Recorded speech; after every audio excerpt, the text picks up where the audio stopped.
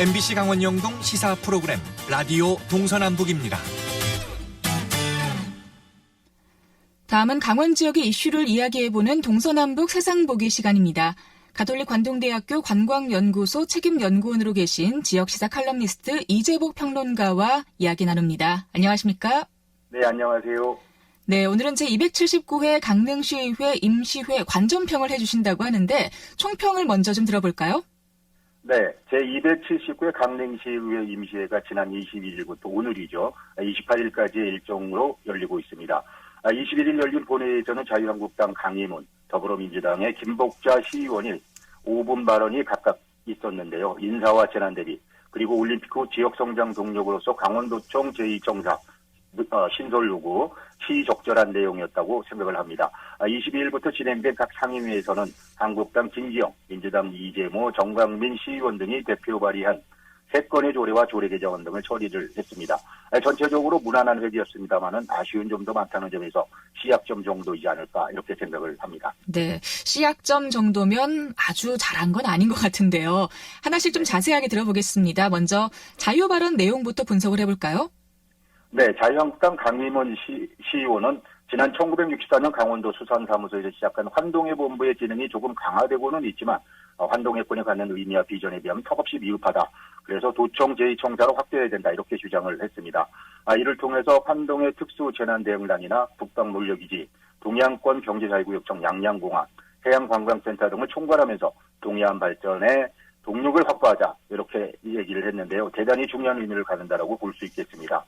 도청 신축과 관련해 원주시는 도청을 춘천에 구축할 일이 아니라며 이전 유치 운동을 정지하고 있습니다. 이와 관련해 환동해 본부의 도청 제2청사 기능 강화가 필요하면 어제 오늘의 일이 아니고 영동권 전체의 수건사업 그리고 지역성장 동력으로서 중요한 모멘텀이 될 수 있다는 점에서 의견 개진이나 담론 수준에 머물 것이 아니라 서명운동을 비롯해 세미나 개최 등 시민운동으로 정지할 필요가 있지 않나 이렇게 생각을 합니다.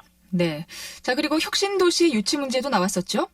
네, 그렇습니다. 국가의 장기적 발전과 국토자원의 종합적 활용 측면에서 강릉을 반드시 제2혁신도시로 지정해 인적 재정적 지원을 강화해달라 이렇게 촉구를 했는데요.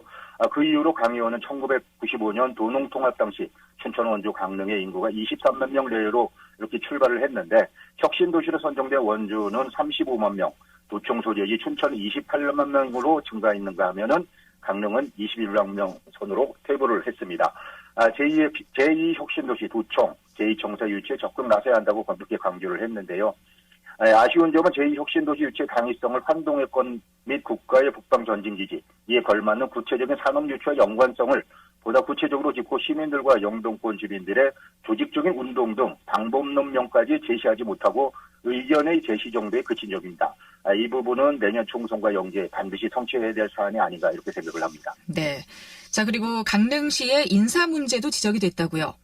네, 그렇습니다. 더불어민주당 김복자 시의원은 김한근 시장 취임 후 논란의 중심에 섰던 사안 가운데 하나인 강릉시 인사 문제를 거론해 눈길을 끌었는데요.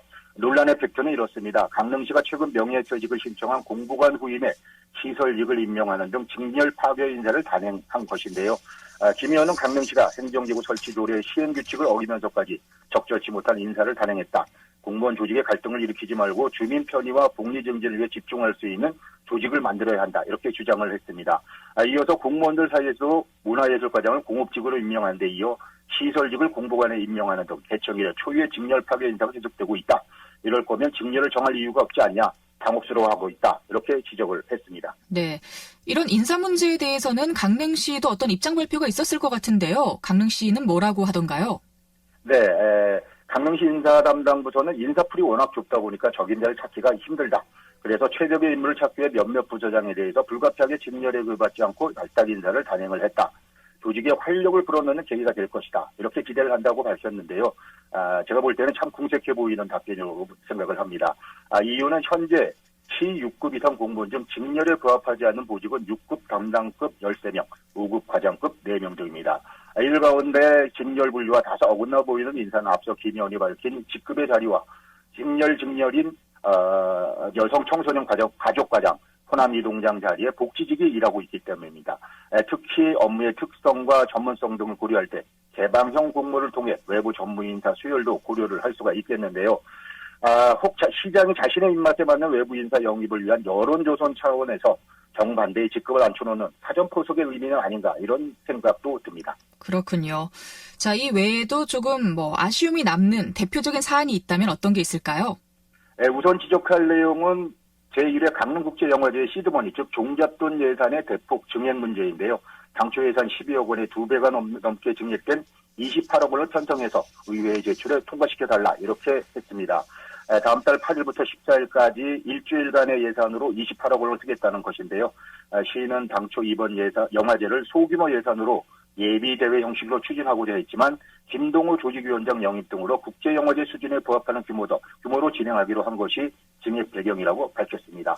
내용을 보면 주요 영화인사 초청료 등이 증가해 예산 추가 확보가 필요해졌다는 설명이고 공보관실의 홍보사업비 5억 원, 문화예술과 강릉문예촌 창작공간 조성사업 불용액 1억 원 등 6억 원을 강릉국제영화제 부족예산으로 전용하겠으니 허락해달라는 것입니다. 적절한 증액인지 재원 확보를 위한 예산 전용의 적법성, 아울러 6억 원의 예산 전용에도 불구하고 모자라는 10억 원의 확보 문제 등을 아주 세밀하게 따지고 분석해야 함에도 동의를 해주었는데요. 시의회가 이번 영화제는 예산 전액이 11호 총당한다는 점에서 다른 분야의 예산이 줄어든 형평성의 문제까지 제기될 수 있다는 점에서 우려가 됩니다. 네. 자, 자유 발언 내용과 또 조금 아쉬웠던 사안들에 대해서 말씀을 해주셨는데 이 외에도 세 건의 조례와 조례 개정안도 있었잖아요. 다른 사안들은 또 어떤가요? 네, 이번 임시회에서 시민 삶의 질의 향상을 위한 조례 3건이 발의 통과가 됐는데요. 그 가운데 김기영 시의원이 대표 발의한 미세먼지 저감 및 관리에 관한 조례안은 다소 늦은 감이 있지만 시민건강보호 차원에서 환영할 일이라고 볼 수 있겠습니다. 다만 해당 조례 2조 3항 미세먼지 취약계층을 미세먼지로 인한 건강피해 우려가 큰 영유아, 어린이, 임산부, 노인, 심혈관 질환자, 호흡기 질환자 등이라고 정의를 했는데요.